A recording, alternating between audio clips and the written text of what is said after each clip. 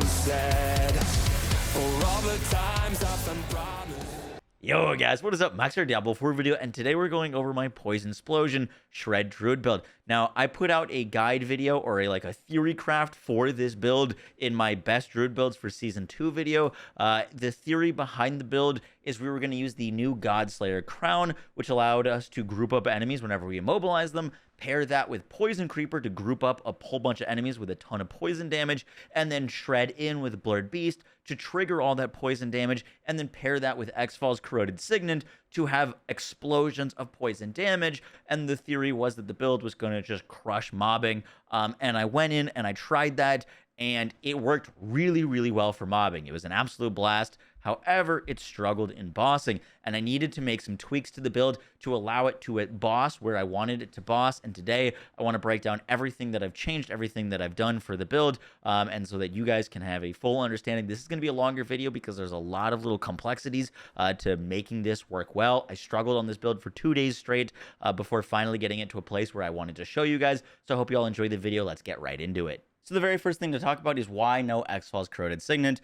This is ring rolls with awesome stats. You got damage over time, lucky hit cooldown. Our dots have a chance to explode, and this should, in theory, be really great for the build. However, I just found it not worth. Now, the reason I'm not using this is, one, because it seems really great for grouping and exploding packs. However, we explode packs no problem without this. Where we were struggling was with bossing, and this doesn't really help with bossing.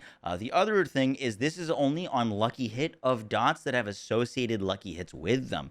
On Druid, one of the biggest ways of scaling our poison damage is actually Toxic Claws.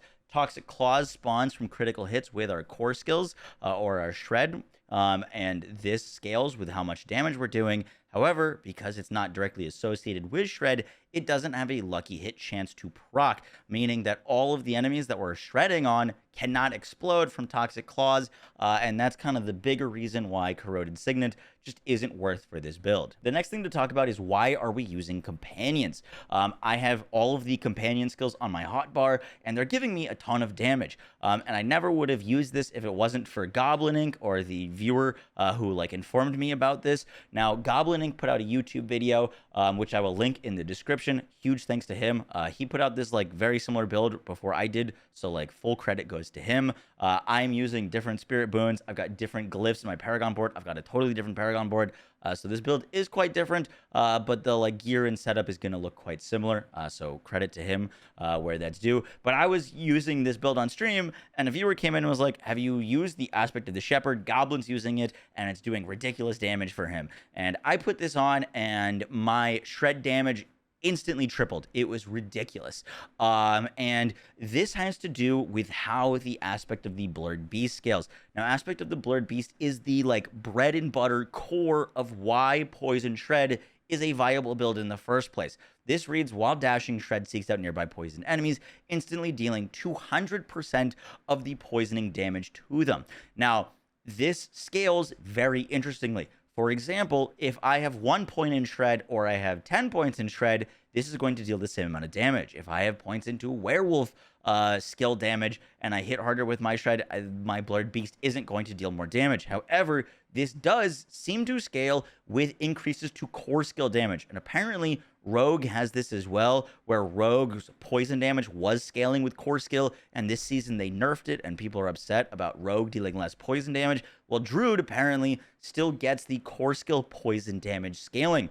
And when I put together all of my companions at max rank, I don't have a max aspect of this, but this would be 15%, and I get, 7 companions, would be over 100% increased damage with my core skills, which is just a massive multiplier for Blurred Beast. And once again, I put on these companions, and boom, my shred damage tripled instantly. Next up, we got to talk about the uniques that I'm using. I've got the Godslayer Crown on, the Mad Wolf's Glee, the Hunter's Zenith, and Tibalt's Will. Now, arguably the most important unique on this build is actually Tibalt's Will. This is, in my opinion, the best unique that is in the game right now that all classes can use, like the best non-class specific unique. It is absurd. It reads you deal 36% increased damage, or if you have a max roll, 40% increased damage while unstoppable and for 4 seconds after. When you become unstoppable, gain 50 of your primary resource. Now, this is insane because 1, damage, but 2, 50 primary resource is so much resource gen, and you can constantly proc this. Now, my first thought was to use the Metamorphosis vampire power, which gives us unstoppable on our evade, and pair that with boots that have triple evade on them, right? That seems like it would be really good. However, this does not proc Tibalt's Will, does not proc on your second and your third evades if you're wearing like triple evade boots, for example. It only refreshes when you're actually completely out of evade charges, and then you use one again. So the best boots to wear with this are the boots that your attacks reduce evades cooldown by 1 second. Here, we're pairing a ridiculous amount of attack speed with Shred. We shred, and then we dash. That's going to give us all of our resource back. It's going to give us a ton of damage. Shred, and then dash. And I promise you, find boots with attacks reduce your cooldown by like 1.1 seconds. Pair this with Tibalt's Will. You will never have to worry about resource gen ever again. You will be perma unstoppable and getting a massive damage increase all the time. It is just ridiculous. And the other really important unique for this build is Hunter Zenith. They buffed the crap out of this thing. It was always solid for utility, but now it's solid for utility, survivability, and damage. Now, the real thing that we care about here is gain a bonus when you kill with a shapeshifting skill. Werewolf, your next non-ultimate werebear skill costs no resource and has no cooldown. Now, this has been used for a few seasons now as a way to get free procs of Debilitating Roar, and it's just so disgusting. Debilitating Roar, to remind you, is a skill that gives me 70% reduced damage of the enemies. So everyone around me, like on screen when I proc this, does 70% less damage, and it fortifies me for a ridiculous amount, and it heals me, and every time that I get a kill with Shred, I have 0 cooldown of Debilitating Roar. So you shred into a group, kill some enemies, Debilitating Roar, shred, Debilitating Roar. You can literally, like, while you're shredding, just hold this button down and constant cast it. It is a ridiculous source of healing, fortify, and survivability, and we're going to pair that in our skill tree with Vigilance, which every time we cast Debilitated Roar, we get 15% damage reduction, and if you're playing this well, you become so hard to kill. However, the issue is, if you're not playing this well, you're quite squishy. If you use the Debilitating Roar and you haven't gotten a kill with Shred yet, then Debilitating Roar goes on a 20-second cooldown, which is 20 seconds that you are very easy to kill. And so if you're going to be playing this build, you need to understand that this needs to be up 100% of the time, and you need to make sure that you're getting kills with Shred before using it, which is why this is definitely like a more of a thinking build than something like Stormclaw. You got to be aware of what you're doing, versus Stormclaw, you got to like hold the button down and just walk at enemies. But Hunter Zenith not only gives us that survivability, but they also gave it +4 ranks of Quick Shift, which allows us to deal 35% increased damage whenever a shapeshifting skill transforms you into a different form. This is just another massive damage multiplier, and they gave us ranks of Heightened Senses, so that anytime we shapeshift, we also get 20% damage reduction on top of all of our other damage reduction, which is just gross. All right, now let's get into the gear and aspect breakdown. So to start, I'm using the Godslayer Crown. I will do like a little demonstration for bossing, but this reads that whenever we deal damage to a boss for 3 seconds afterwards, we get 57% increased damage to them. Doing your damage for this build within this window for bossing is unbelievably important. Unfortunately, this helmet apparently is not giving its damage multiplier against Duriel, and so for when I'm fighting Duriel, I throw on a helmet like this that's got +4 ranks of Poison Creeper, and then we can still hit Duriel for 20+ million damage. But apparently Godslayer is just not working on Duriel right now. Just something to know, because like one-shot Uber Lilith pretty easily, and then I wasn't one-shotting Duriel, and I was like, what is going on? And so that seems to be the case there. But if you don't have a Godslayer, just use something with like ranks of Poison Creeper plus cooldown will be great. Next up, we've got the Mad Wolf's Glee. Now, Mad Wolf's Glee is great for damage. If you want to take this build into high nightmares, you're going to need like a quad damage reduction chest piece. I somehow deleted all of mine, and so I've got one with fire res, cold resistance armor, and damage reduction from close, which is fine. Like, I'm filling out my resistances, but you're really going to want to find something that's got like triple damage reduction plus probably a resistance. Here would be really good. Triple damage reduction plus resistance, and then disobedience is good. Damage reduction while shapeshifted is really good, but Mad Wolves for bossing, just because it gives you so much damage. And then if you're looking to do high nightmares, do not use Mad Wolves because you will lose a lot of survivability. And trust me, this build does enough damage where you don't need the damage from Mad Wolves to kill elites in high nightmares. Then for our gloves, the big things that you're looking here are attack speed, crit chance, and lucky hit chance. Lucky hit gives us an improved chance to get back our Poison Creeper. Our Poison Creeper is a massive amount of our damage. Attack speed scales the amount of shreds that we can do so that we can more efficiently kill things. And the crit chance is really important because every time that we crit here, we are going to be using the aspect of the Stormclaw, and with this only procs off of crits, so getting as much crit chance as possible is really great, because this, when it hits, scales off of the damage that the shred does, and it seems to be getting the Blurred Beast. So when Blurred Beast hits like 20 something mil, this is hitting 8 or 9 mil. It's just really, really nice extra damage on top. So that's why we're using the Stormclaw, and that's why crit chance, attack speed, and lucky hit are all really great here. Next up on our pants, Tibalt's Will. Like I said, if you do not have these pants and want to use this build, you still can just go for like quad damage reduction pants, but you will most likely, the way that I've set this up, you will most likely need to use a resource generator or a basic skill on this build, or you could change Blood Howl to give you spirit back instead of giving you attack speed. There are workarounds, however, these pants are just such nice quality of life. On our boots, I've got movement speed, armor while in werewolf form, and double resistance rolls. You don't actually need spirit cost on your boots for this build, once again, because we're using Tibalt's Will, and that is going to give us a ridiculous amount of spirit gen for us. But on your boots, you're mainly looking for movement speed, armor, and then resistances. I think those are the best things that you can get. And then we get to our weapon. Next up, we get to our weapon. Now, my weapon is all right. It's going to look like it's really good, but I want to explain how like damage modifiers work on this build. So the way that you're going to try to scale the damage with this build is getting damage that applies to all of the damage that we're dealing. Our big damage things that we need to think about is Blurred Beast, Shred, and our Poison Creeper, or our poison damage.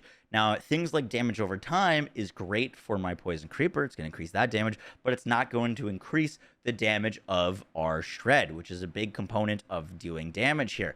Things like damage to poisoned is. That's going to increase the damage of my Shred. It's going to increase my Blurred Beast. It's going to increase my poison damage that I'm hitting enemies with, because I can Shred, poison them, prop the Poison Creeper. So damage to poison is like an S tier modifier for this build.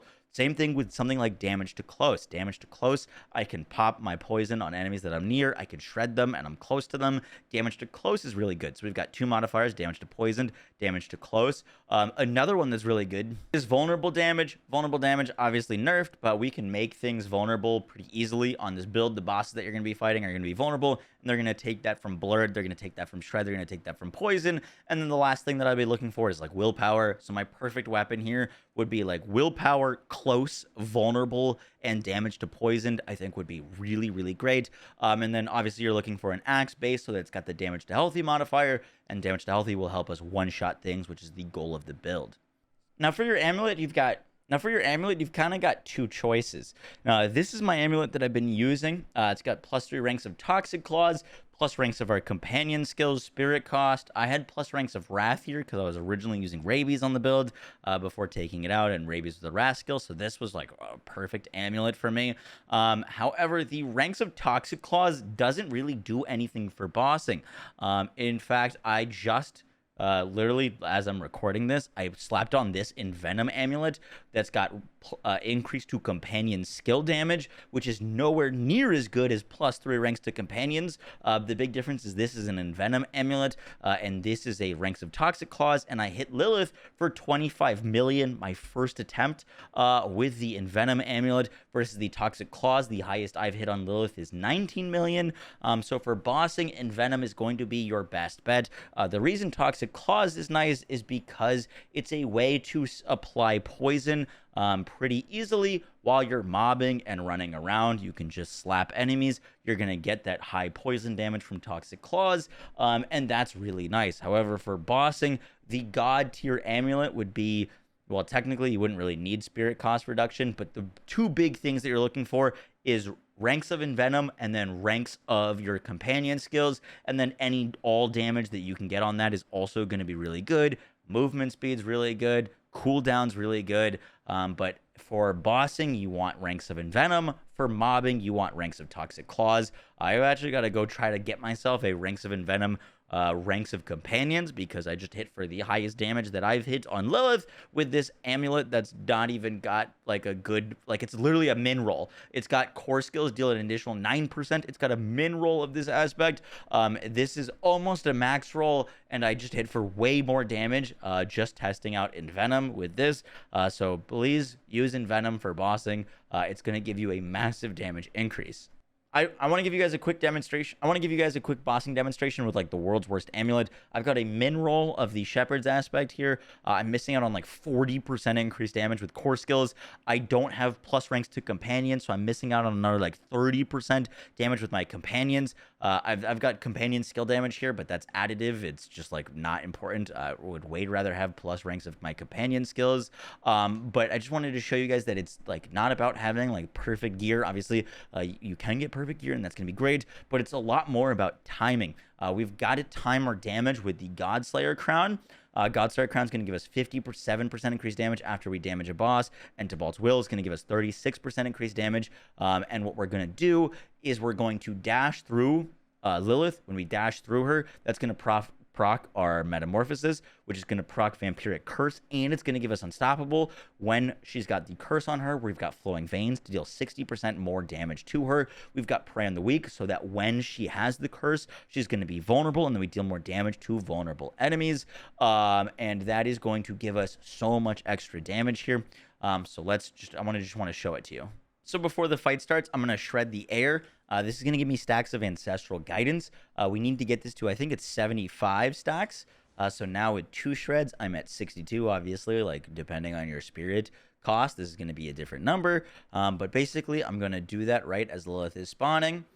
So now I did that. I'm going to dash through her, Poison Creeper, Explosion, and then Shred, and she should be dead. Yep. I didn't even see the number, I'm going to be honest. I just watched that back, and we hit her for 34 million with literally the world's worst amulet on. That is so absurd. We're missing 40% more damage from our core skills, plus another like 30% base damage before multipliers for our poison damage. The fact that we are doing that with this bad of gear / amulet on is just absurd. But I hope that shows you guys a bit of like what this build is capable of and why this is so gross.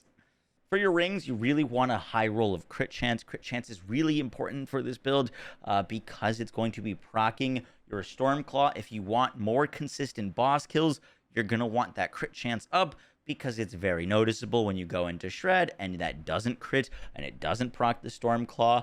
And so crit chance, really important. I've got poison damage over time, and damage to poisoned enemies. This thing was a god roll. By the way, I don't trade loot with viewers or like trading this season. All of my gear has been solo self-found, so this was a freaking crazy find. Crit chance, poison damage over time, and damage to poisoned. I would replace the damage over time with damage to close, and that would be pretty perfect for me. But that is what I've got. And then you've got the Hunter Zenith. Hunter Zenith can roll crit chance, which you're looking for a high roll on, and then you're really looking for high rolls of ranks to quick shift. Obviously, the +2, the skills ranks are really important. If you can get those with a high crit chance, you're golden. Damage while shapeshifted, just not additive, not really that important. For Spirit Boons, rocking Wariness. I really do hope they like change some of these so that we've got more reason to use any of these other boons. I don't think I've ever made a build where we're not using Wariness. And then we've got our 2 boons active for Scythe Talons and our 5% more crit chance and swooping attacks for more attack speed. For bossing, because we're not really attacking bosses, you could just go for like Avian Wrath for 30% additive crit damage, but for the most consistent results, just for everything, swooping attacks is your best option. Then for our Wolf Boon, we're using Pack Leader. This gives us a reset for our companion skills. Reset's really, really nice because our Poison Creeper is what's feeding all of our damage, and this gives it back to us. And then I'm using Masochistic. Nothing here that really benefits us. I'm not using an ultimate. Masochistic gives us our lucky hit. Shapeshifting Shreds can actually heal us for life, which is really nice for some extra sustain. For our skill tree, we're not using a basic attack, so you just got to put 2 points here just to get down to the next part. And then we've got Wild Impulses for more core damage. We've got Shred, with Shred getting that extra crit damage multiplier. Raging Shred is solid. It's going to give us poison. However, it doesn't do the automatic dashes. And Shred without the automatic dashes is just really awkward feeling. And slower, so I like going Primal Shred for that extra dash and that crit damage increase, which is very nice. Then we've got Blood Howl. Blood Howl is going to give us increased attack speed. If you don't have Default Will, go for the Spirit. If you do, go for the attack speed. Debilitating Roar, disgusting skill. Tons of survivability from this here, and then whenever we proc either of them, we're going to be getting Vigilance for more damage reduction. Then we're actually doing a lot in the companion tree. We've got Poison Creeper. Poison Creeper's poison duration is increased. We've got Ravens with 2 additional Ravens that are going to be attacking and giving us that 8% crit chance. This pushes us above a 40% crit chance, which is really nice. Wolves are going to be hitting things. You could like not spec points in Wolves because this Enhanced Wolf is technically a dead skill point because we don't care about the damage. But if I had them on my bar, it felt pretty dumb just not having them doing anything at all for me. So I went Ferocious Wolfpack. This gives them a lucky hit chance to fortify us for a bunch of health. And then while we're fortified, we're actually going to get more crit chance when we get to our Vampire Powers. So I did put some points into the Wolves. You could forego these points if you wanted. These 2 are probably the least necessary points that I've spec'd. Then we get down to our Wrath skills. Not using any Wrath skills. Originally, I was using Rabies. I still really want to make like a full Rabies build. It's just not like Rabies does so much less damage than Poison Creeper. It's not even close. And I wish Rabies did more damage. Then we've got Neurotoxin, mainly here for Toxic Claws and Envenom, which is really nice. Envenom seems to still be multiplicative, so just know that that's why I recommended on your amulet. I put 2 points here. You don't need the Spirit from Petrify. And what this allows me to do is for bossing, we use Debilitating Roar. When we are not bossing, we throw on Petrify. I tested this. The amount of testing that we went and did on this was kind of ridiculous. So originally, I was not actually going to be using Petrify. I was going to have points into Rabies, and then I was going to Poison Creeper plus Rabies on top of that and Shred, and hopefully some footage is showing on screen. And when I did my full rotation with Rabies, I hit for 20 mil. And I was like, oh, that's freaking awesome. And then I did the full rotation with no points in Rabies, and I put them in Petrify, and I hit for 25 mil. So Petrify for bossing, it outdoes all of the extra damage that we could get from Rabies by giving us a massive multiplier with that increased crit damage. Obviously not going to help if you don't crit. That's why crit chance is so important. Then here we've got Quick Shift. When our shapeshifting skill transform us into a different form, it's going to deal more damage. You want to make sure that you're in human form before you go into the dash to kill bosses with Shred. And then we've got Heightened Senses. Upon shapeshifting into Werewolf or Werebear, gain plus 20% damage reduction against elites. And then lastly, here we're going for Ursine Strength. Now, the reason that we're not going Lupine Ferocity is, once again, we want all damage multipliers. We want things that are applying to all of our damage. And Lupine Ferocity, when it gives us this crit, we deal more damage with that crit, but it's not scaling our poison. It's not scaling our Blurred Beast. Ursine Strength is going to give us that 25% increased damage while we're healthy, which we are all the time, and we're everything in our damage formula, our Poison Creeper, our Blurred Beast, our Shred, everything is going to be getting this all damage increase, and that is why Ursine Strength is the best in-slot key passive for us. You could use Bestial Rampage, but we're just not in Werebear form long enough for this to really be active, especially because on bossing, we're not using Debilitating Roar, so that's why we're not using Bestial Rampage. For our vampiric powers, you've got 4 must-haves and then 1 like flex slot. So Flowing Veins is going to give us increased damage over time, must-have. Metamorphosis is going to give us our vampire power to give us free unstoppable. We don't have another source of unstoppable, so this is also a must-have, and it inflicts enemies with a vampiric curse. When enemies are vampiric cursed, they're going to be vulnerable, and then we deal more damage to vulnerable enemies. And lastly, Ravenous is going to give us a lucky hit chance to give us a ton of attack speed. Shred scales very well with attack speed, so this is another must-have. For your last slot, you actually have a few options. You've got Domination to deal more damage to those immobilized enemies, which you do with Poison Creeper. You've got Coven's Fang, which I really like for dungeons. Our conjuration skills deal 52% increased damage to crowd-controlled enemies, so this is just basically a 52% increase for Poison Creeper to put it down, and then you can shred into groups and do ridiculous amount of damage, and it'll give Poison Creeper a chance and all of our companion hits to proc Vampiric Curse. So I really like running this for dungeons. And then the first, like, survivability and a bit more damage, you've also got the last slot, which is Sanguine Brace. This gives us another source of Fortify, and then when we have Fortify, we get more crit chance. If you're looking for one to like just never take off, I'd probably go with Sanguine Brace because it gives us more crit chance and survivability. The like increased damage with Coven's Fangs is really fun. However, it's not as needed. What this build needs a bit more of in this slot is survivability. The damage is just fine. So Sanguine Brace is another source of Fortify, is pretty nice. For our Paragon glyphs, I'm using Tracker. This is probably the most important glyph for this build because it's going to make our poison effects last longer. This is basically a 33% increased damage for our poison, and then we get the increased poison damage with it. If you're going to try out this build, make sure that you're leveling this glyph first. Next up, we've got Guzzler. Guzzler is good because it's a all damage increase for us. Remember that all damage is going to be scaling our Shred, our Blurred Beast, our Poison Creeper, and so things that do all damage are really, really important for us. Now, if you want to do Nightmare 100s and you want a little bit more survivability, there are a lot of other options. You could go for the Werewolf glyph, which is all damage and damage reduction. You could go for the Fortify glyph. We're getting fortified very often, and this is even more damage reduction. Guzzler just happens to have a little bit more damage scaling on its like base, so that is why I'm using Guzzler. Territorial, damage reduction, and once again, all damage for everything that we're doing. Next up, I'm using Bane. This is a personal choice. This is the one that you could substitute out. The poison effects have a 10% chance to deal double damage, will sometimes give you like ridiculously fun numbers, and you can do some really absurd damage with that, and so I like this. Plus, it's going to give us even more poison damage, which is really good. Then Wilds. Wilds is really important for bossing, mainly because we need to do all of our damage within a 3-second window, right? We've got our Tybalt and our Godslayer kind of having 3 and 4 second windows, so you don't really have time to do like the traditional way of shredding on a boss and stacking up poison on them with Toxic Claws, because by the time that you've stacked up enough damage on them, your like Godslayer Tybalt's damage multiplier will go away. So what we only really have a chance for is to cast our Poison Creeper, and so Poison Creeper doing the absolute most damage that it can is really important. Wilds is a ton of damage scaling. Right now, at my level 15 glyph, 15 by the way, it's giving me 165% increased companion skill damage. That is massive. And then the last glyph that I have is Fang and Claw.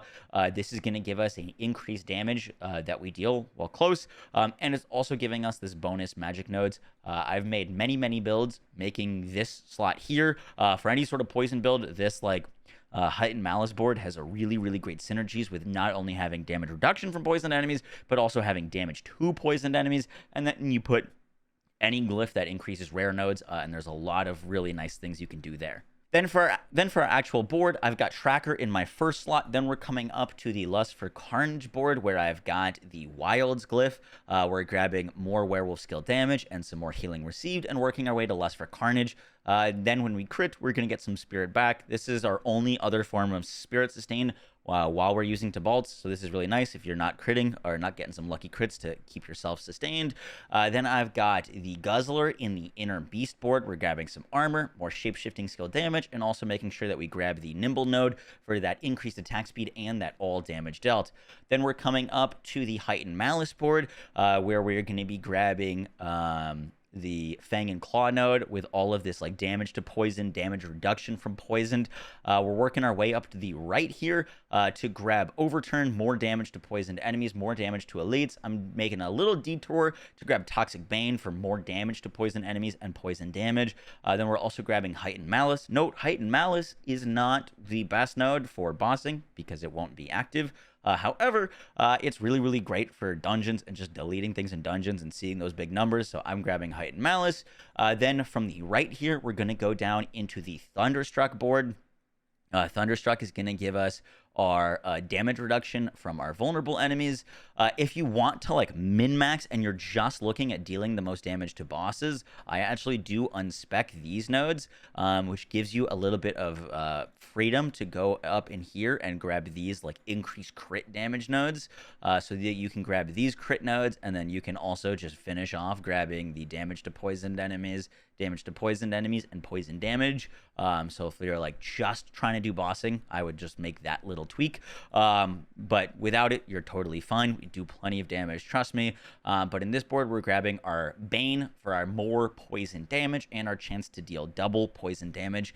And then working our way down to the Ancestral Guidance board. I already showcased why this is so good, not only for like mobbing, but for bossing. You can just kind of pre-stack this and then expend it, and then you get 30% all damage for 5 seconds, which we can fit into our damage multiplier window, which is so great. And then from the left of the Heightened Malice board, we're going to be going into the Constricting Tendrils board, where I've got the Territorial Glyph for more damage to close enemies. Note that we're not going to grab any of this because we're not using nature magic skills, but we are going to be grabbing Courage for some more health and survivability there.